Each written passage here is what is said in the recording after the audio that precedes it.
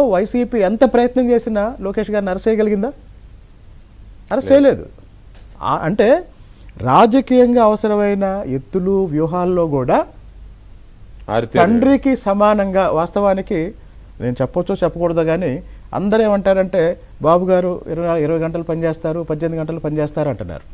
ఈరోజు చంద్రబాబు నాయుడు గారితో పోటీ పడి ఆయా శాఖల సమీక్షల్లో లోకేష్ గారు మాట్లాడే సబ్జెక్ట్ చూస్తుంటే అధికారులు కూడా ఆశ్చర్యపోతున్నారు. మంత్రి ఇప్పుడు సమీక్ష జరిగేటప్పుడు ఏమైందంటే ఒక శాఖ కార్యదర్శికి ఆ శాఖ మీద అవగాహన ఉంటుందండి. ఆర్థిక శాఖ కార్యదర్శికి ఆర్థిక శాఖ వివరాలు చెప్తాడు, ఇరిగేషన్ శాఖ కార్యదర్శి ఇరిగేషన్ శాఖ వివరాలు చెప్తారు. కానీ తండ్రి కొడుకులు ఇద్దరు అన్ని శాఖల వివరాలు వీళ్ళిద్దరు చెప్తారు. ఒక రకంగా చెప్పాలంటే చంద్రబాబు నాయుడు గారి నీడ వల్ల లోకేష్ గారు చేస్తున్న కృషికి బయటికి రాదు కదా. కృషి ఇప్పుడు లోకేష్ గారు కూడా రోజు 18 గంటల నుంచి 20 గంటలు పనిచేస్తున్నారు.